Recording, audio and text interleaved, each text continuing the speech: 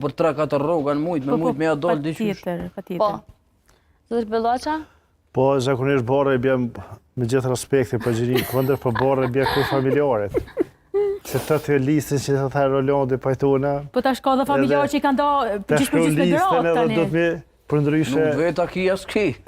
Për i punë, edhe qmimet e lartë e mirë, po unë kisha shoqëru kështu në aspektin logjik, në aspektin ekonomik, se për kufizimi e ekonomisë familjare është shkencërisht edhe praktikisht që ekonomi familjare quhet ku gjithë pjesëtarët e familjes ngushtë e ndihmojnë njëri tjetrin. Po, patjetër. E tek ne do të më zhvillue ekonomia familjare që me ndihmojnë njëri tjetrin.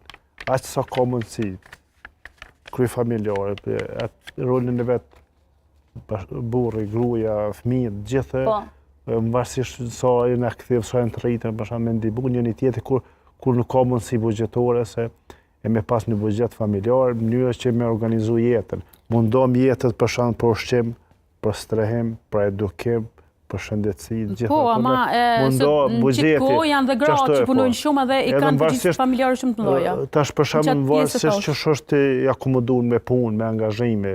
Qoftë për familjare, po, mirë e tha Adelinda, sepse sot çiftet punojnë bashkë, të dy, edhe të dy kanë atë... Të i ke shumë nore që paguajnë kopshin, paguajnë qerdhen, paguajnë shkollën, aktivitetet e fëmijëve. Është si jetës që është organizuar në familje, për shembull, ose që ka gjatë vetën, për shembull, ka për shembull burri ka gjatë vetën si kryefamiljar, është i punësor, është punën e mirë apo është punon, gjithashtu edhe gruaja.